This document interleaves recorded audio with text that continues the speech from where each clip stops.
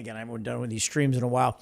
I've been less frequently posting on this channel. I've been kind of reserving for the wealth management business, which is Inside Edge Capital. And then we've been posting more frequent short-term updates over on the Trading Analysis YouTube channel. So trying to balance two of those. So just a heads up there. But Kyle and I do have a very good report and video ready to publish for you tomorrow. What's going on longer term on the macro market and this interesting technical position that we're in. So be on the lookout for that, and hope you're well. So talk to me out there. How you guys doing? Everyone having a good year so far? Anybody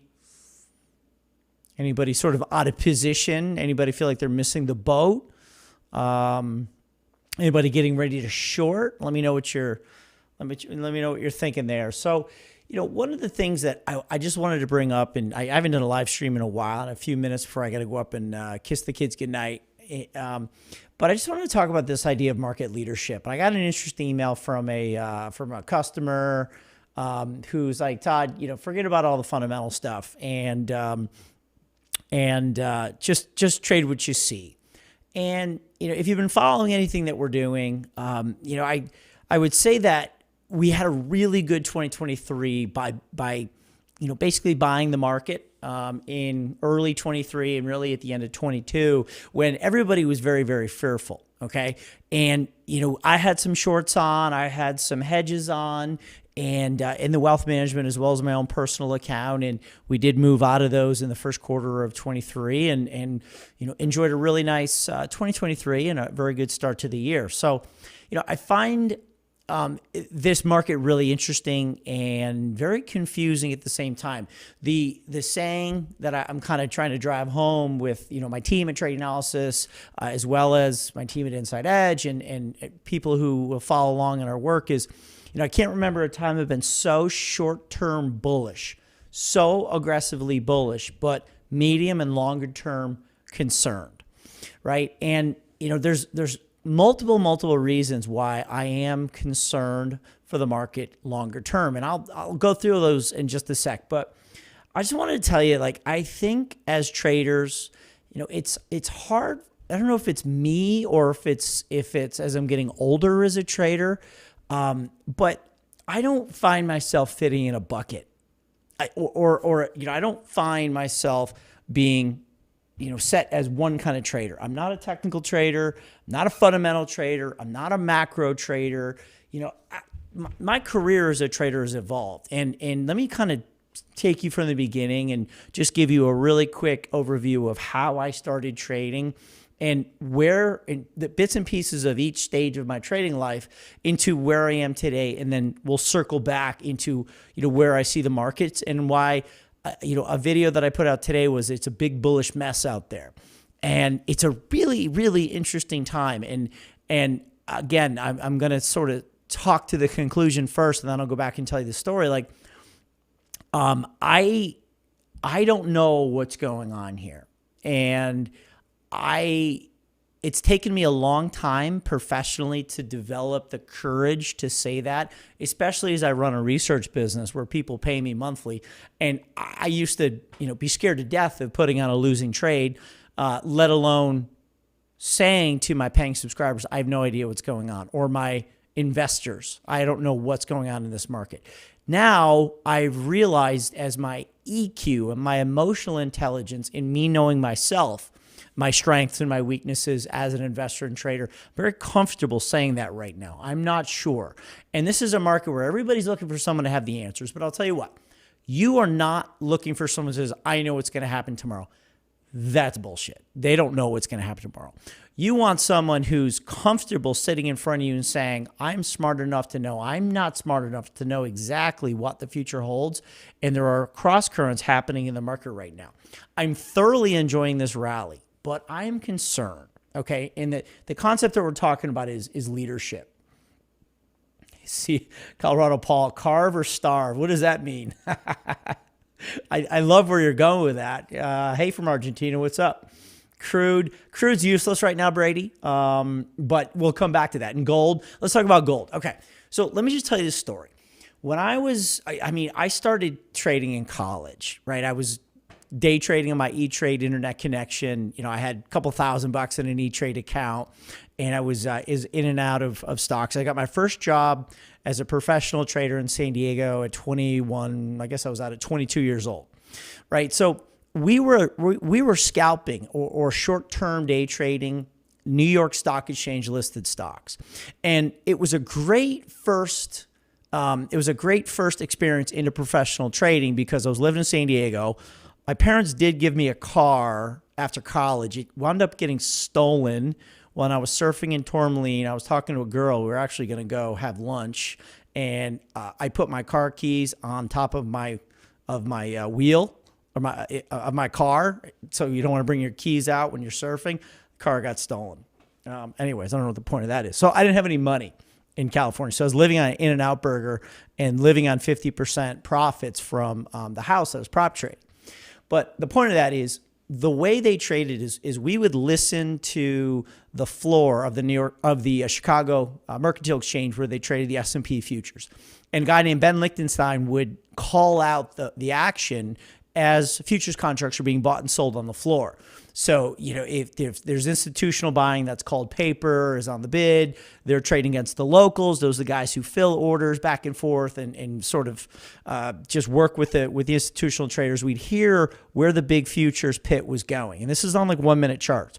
And we'd hear the guys saying, market's 580 bid, it have Goldman's buying, blah, blah, blah. It's like an auctioneer.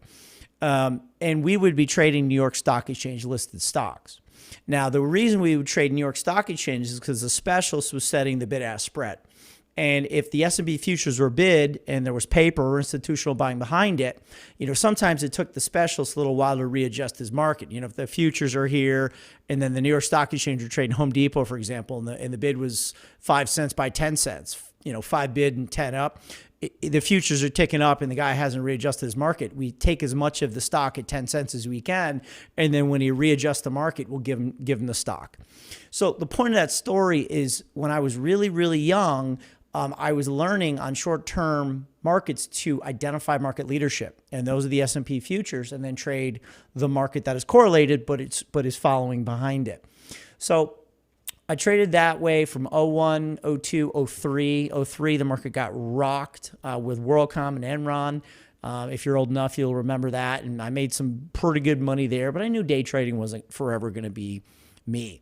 I also knew there's a lot of guys in the office who were trading in the 90s, late 90s in the tech bubble who made a ton of money, and they couldn't trade their way out of a paper bag when the market was on the downside of the tech bubble. So anyways, I took that leadership, and then I wanted to move back east. It was time to come home, and I took a job at Forex.com Gain Capital, where I started off as the technical analyst, and I started writing a research report based on technicals of FX. I wanted to be part of the next big thing. FX had just started to get very popular in the US, much like the crypto boom did, 5 years ago. So I was mad that, guys who really weren't good traders were making a ton of money during the 90s bull market. I was like, I'm going to find the next find the next big bubble. So I started trading FX. And what was really cool about that is I was writing a daily research report for our clients all around the world. And it was in 30, 40, 50 countries or whatever. And what I had to do is you have to write a piece that people could read, that was written hours prior to that. And then you'd have to give them actionable levels where they could trade ahead of time. I was like, I got to find something that's truly a leading indicator, right? Something that would say buy here with a stop here and take profit there. And we were getting research from the big investment banks because our FX desk would clear through like Goldman and Merrill and Barclays and Lehman and Deutsche Bank, and I'm forgetting a few others. But there was a few guys who were doing Elliott Wave, which I noticed those are the only guys that would with some degree of consistency be able to identify turning points ahead of time. And they were wrong. They were right more often. They were wrong. So I was like, oh, okay, this is really interesting. So that was probably in 2006, I would say. Fast forward, I also got the chance to trade for our parent company's hedge fund. So I was writing the daily research report, learning Elliott Wave, and then placing trades over in the hedge fund. Now, I was doing a bunch of trades in and out in the hedge fund, and I wasn't really making any money doing that. But then when I realized, and as I was adopting Elliott Wave into my daily researcher piece, I would go and place those trades also in the hedge fund. And some readers would say, Todd, have you looked at the consistency and the profitability of these trades? And I started to really look at it. I was like, wow, these are the trades that were actually making money, the ones that I was looking at ahead of time. The point of this story is this is where I learned Elliott Wave, but after 2006, we're rolling in 2007 and 2008, which you know what happened, housing market collapsed. Now, what was happening, which is the market that really lit the whole thing on fire, the volatility powder keg and exploded. It was not the stock market that was falling. It was actually the yen carry trade in 2006 and 7. See, what happens is global investors will borrow yen because Japanese has persistently low interest rates because they've been suffering from deflation for various reasons. So they had very cheap interest rates. So what global macro guys were doing is they were borrowing yen very cheap, at 1%, and then investing overseas at 3%, 4%, 5%, making that interest rate arbitrage. Well, that's fine, provided that global market volatility stays low. Well, as soon as the housing market started to really go this way, the yen carry trade started to come off. So what happened is everyone who was short the yen around the world, and investing Australian bonds at 5%, had to undo that Australian bond position, sell the Australian dollar, buy the Japanese yen to return that payment to the bank, undo the carry trade. So that created an unbelievable 1 minute correlation of the S&P futures and the yen carry trades. So I'm setting up trades and I'm trying to get them out to customers. So we're looking at, the stock market falling quickly on a 5 and 15 minute chart, looking at the yen, dollar yen, euro yen, Aussie yen, Kiwi yen. So here we go again, the second example of leadership in my trading career where I'm saying, wow, now we have the FX market that's driving the stock market in the 2007, 8, and 9 market collapse, and the interest rates were very much moving as well. I didn't mention crude, but crude right in about 2006, when we started to have some inflationary spikes, crude was the last one to go up at the top before the market started to roll over. But if you notice, the yen carry trades had already been dropping as crude oil was doing this, and crude oil quickly caught down, down to where the markets were going. So it was a wonderful lesson again of market leadership, right? So I wasn't trading based on the fundamentals of the Japanese economy or the supply demand of crude oil, or even interest rate levels in the U.S. It was watching the correlation of those related markets. That was, one of the best lessons that I ever went through. And, luckily, thankfully, I made really good money, and the people following us made good money. And that lasted through 2009 and 10, where our company IPO'd. It wasn't a great IPO. I didn't make that much money, but it IPO'd.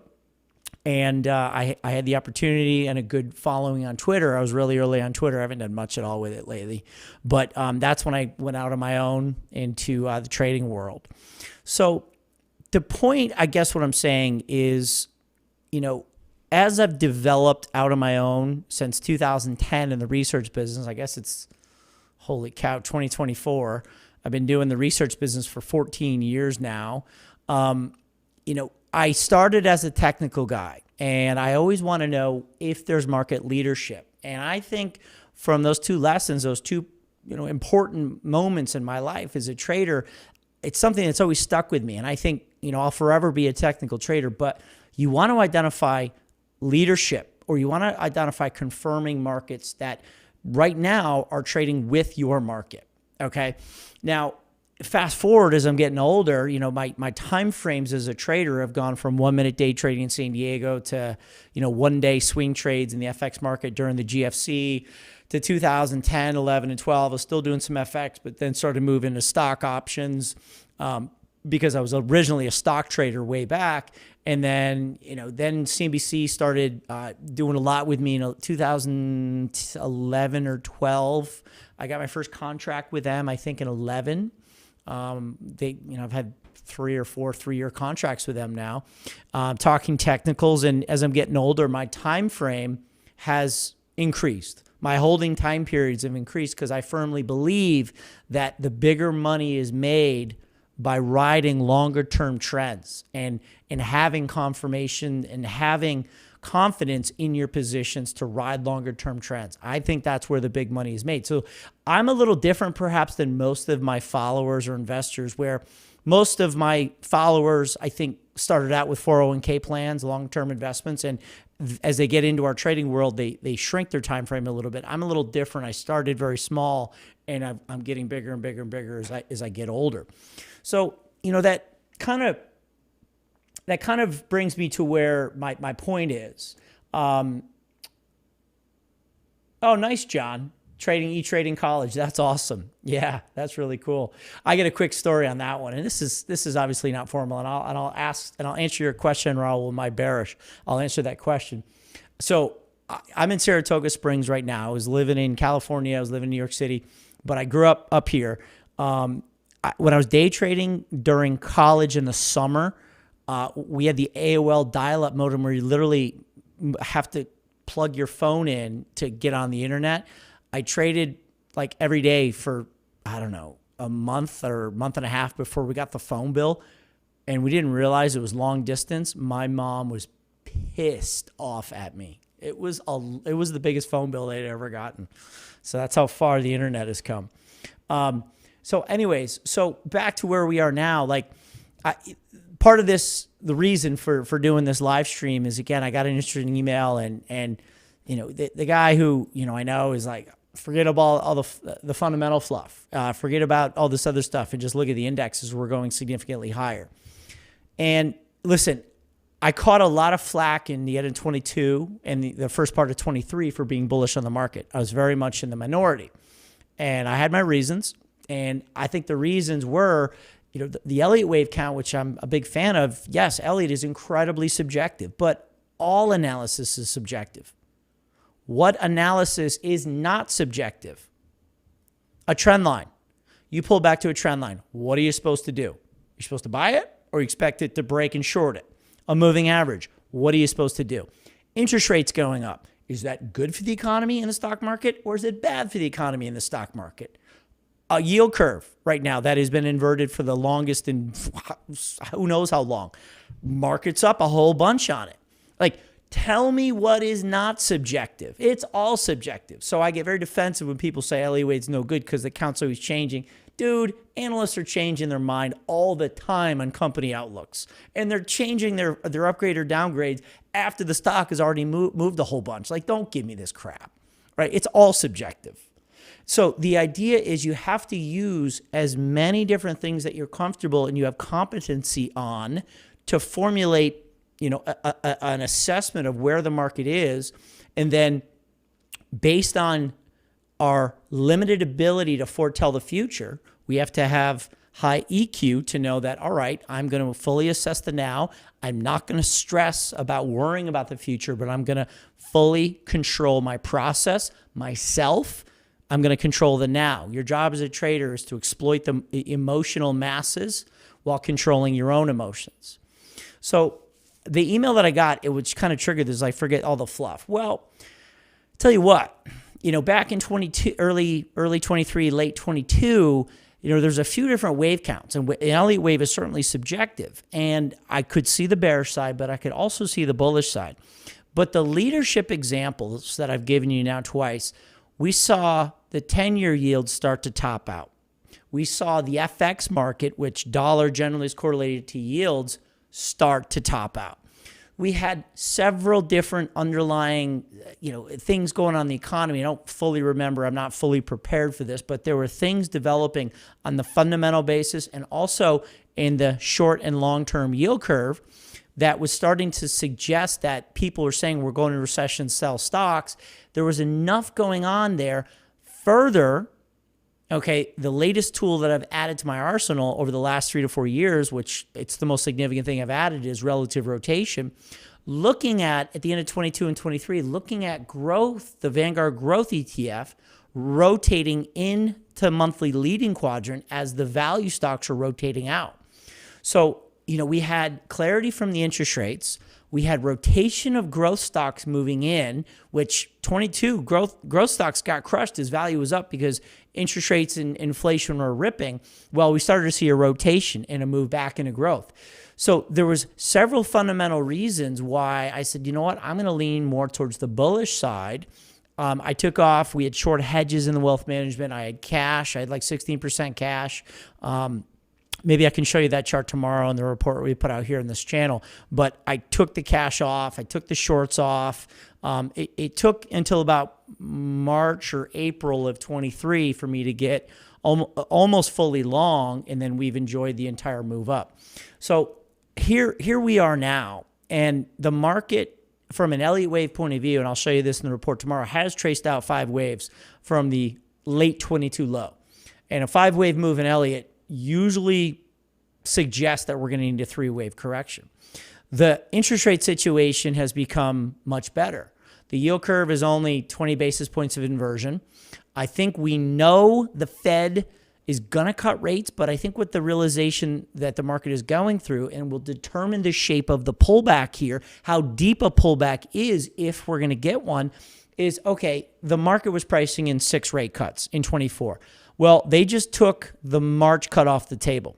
So now we're looking at, I think the next one is May.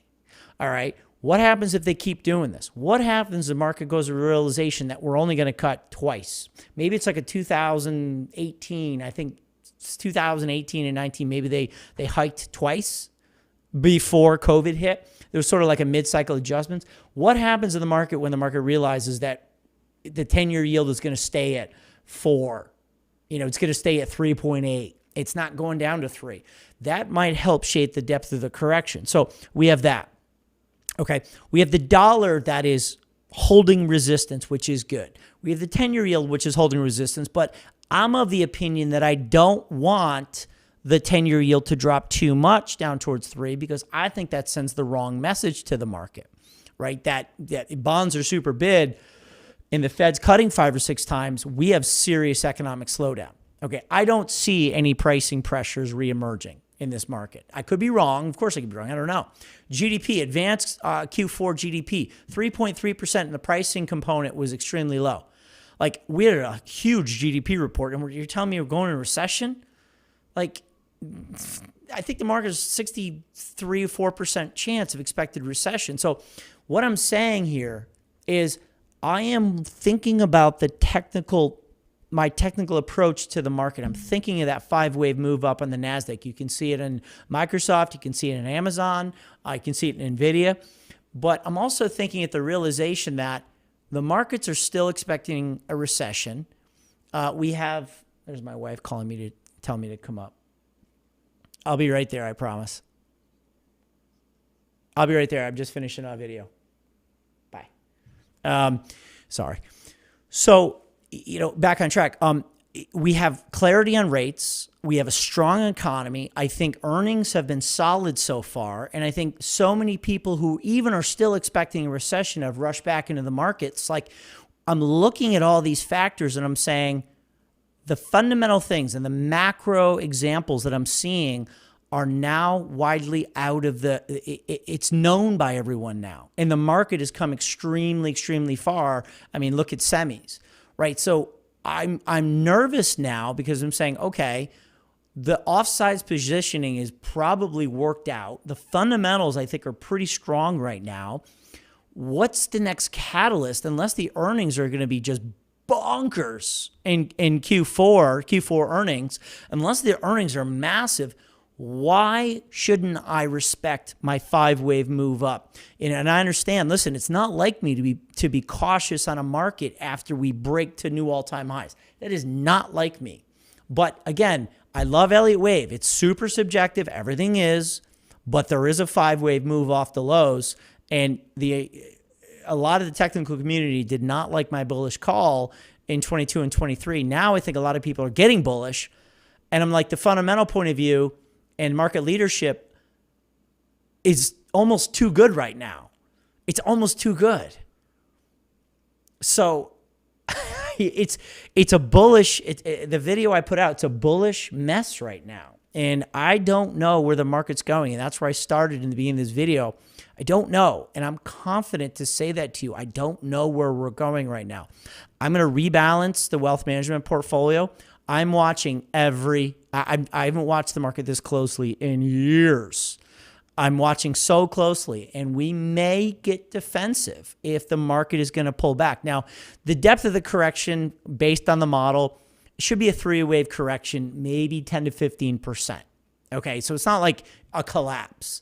But, on the other side of that, as we head into the back half of the year, seasonality kicks in, right? We have sell in May and go away. Maybe it's a sell into May and go away. Summer's quiet, and then maybe we rally as our banana republic doesn't fall apart here on the political front. I don't know. But, I'm very, very bullish near term, but really cautious in the short and medium term. And the leadership that I'm seeing, everything is so good right now that it might be too good. And unless there's a new big wave of buyers coming in reaction to earnings, because I think we have clarity in the market from the Fed, again, the market may have to go through further realization that we're not going to cut 6 times next year. We might get 2. How's the market going to stomach that? Maybe that's what really, bums the market out. Maybe that's what drops the move. But the point is, you want to look at multiple things that are happening in the market and the themes. You don't want to trade or invest based on what the data is.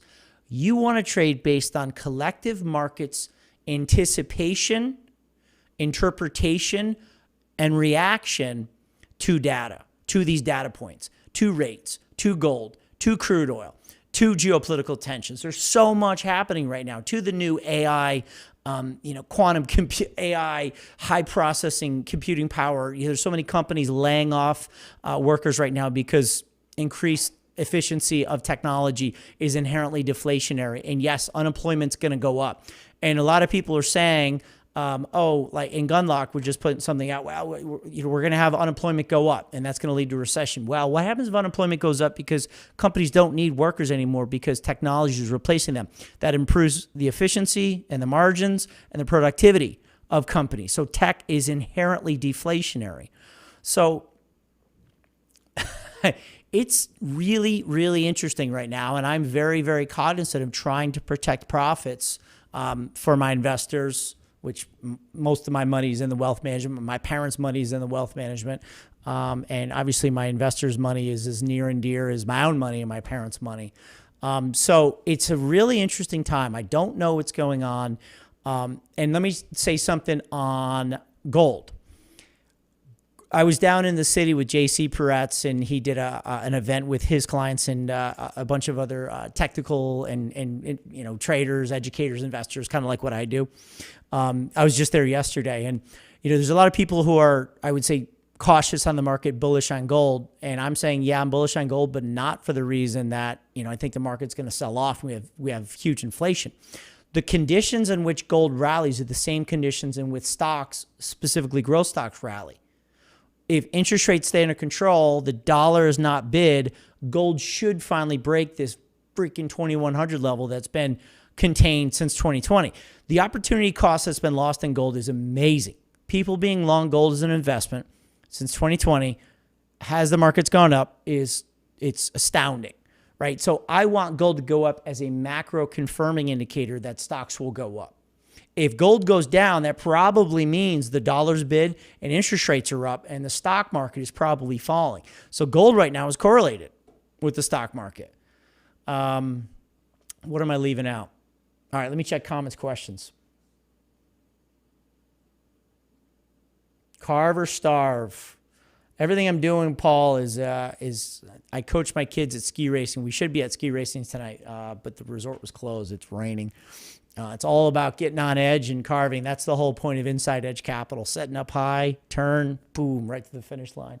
No, Raul, I'm bullish, and I think the pullback should be, if it happens, it should be 10 to 15%. And then on the other side of that, we have a big wave 3.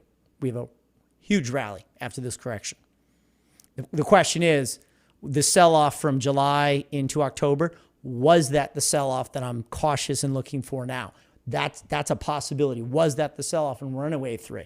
If I'm wrong, I'm going to readjust course and get right back on board. I haven't done anything yet, but I'm watching so closely. Yes, but on the other end of that 10 to 15% correction that may go into June, July of this year, then I think there's a wave 3 and a significant rally. So yes, I'm talking the next 3 to 6 months. And look at that, Paul, like Lamb. I have Lamb. I hold Lamb, LRCX. I mean, that stock went parabolic today. I mean, I'm watching that. Trust me. And, NVIDIA, like 640 to 650 is resistance, maybe as high as 700 in NVIDIA. But I've had long-term targets of 640 to 700 in NVIDIA. And we got like, I don't know if we went 650 or not in NVIDIA, but it was pretty close. Lamb's parabolic. Yep.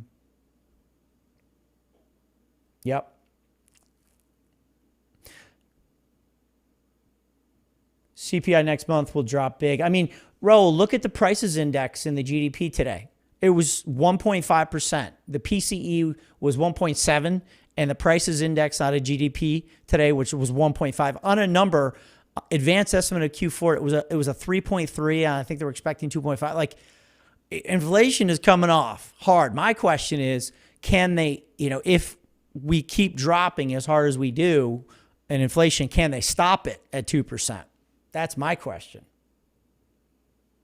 Yeah, I've heard that, Brady. Western Wisconsin, no snow, calling for high 40s. I've heard that. I've got a big skiing trip we're going heli skiing in British Columbia next month, and El Nino is real. John, I'm short-term bearish because of all the 5-wave moves I hit, because you mentioned, yeah. I'm holding in. I'm just not doing anything yet.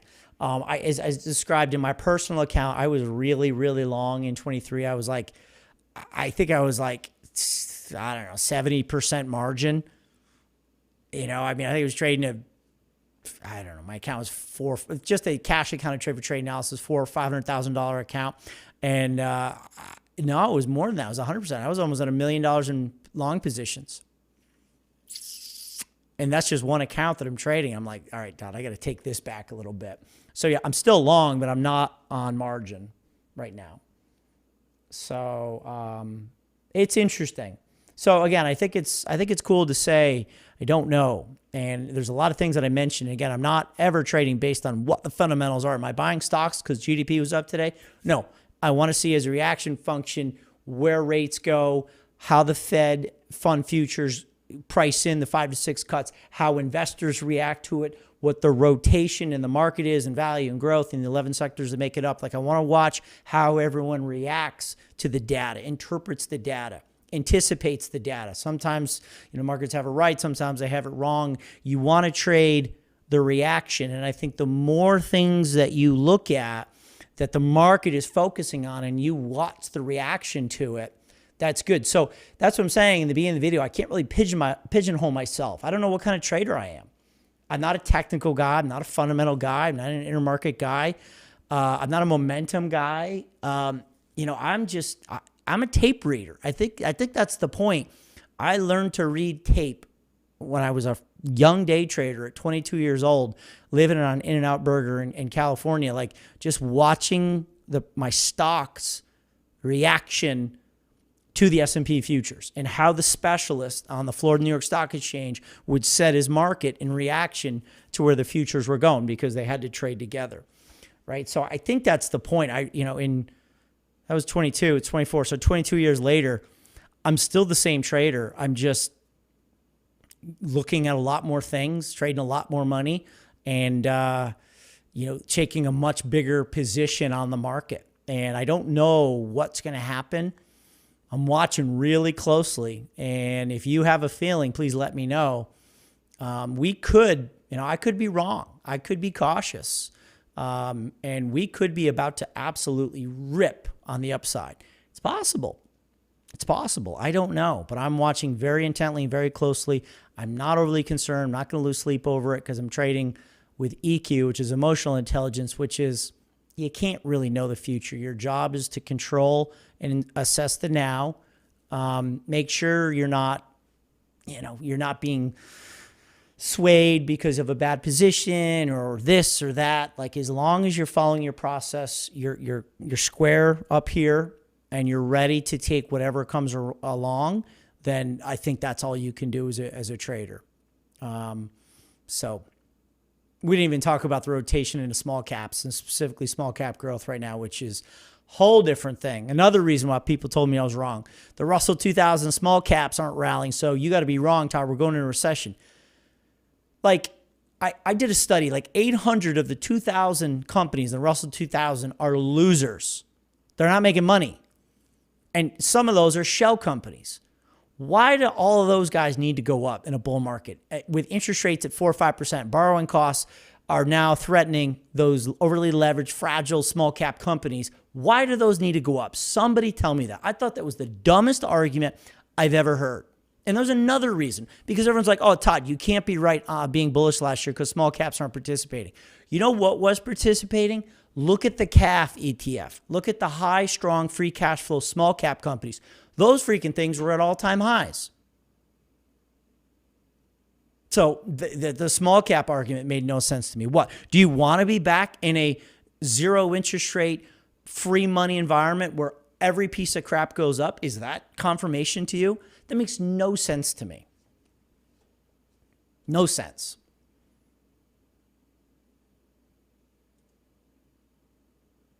Manish, what's up, my man? I'm not even doing any technicals. I'm just sitting here talking and chatting with you guys. I got to go up and put the kids in bed. I just wanted to get that out. But nice viewership. I appreciate everyone there. Any other questions? Manish,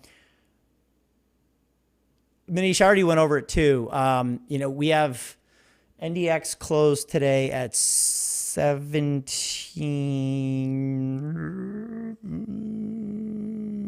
NDX closed at 17,516. I do think there is resistance into 17.7. And if we start to react from that, we might have that ABC correction that may take us down to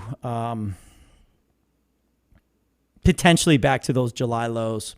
Oh, sorry, the October lows. October lows, or the prior wave 4. I don't know.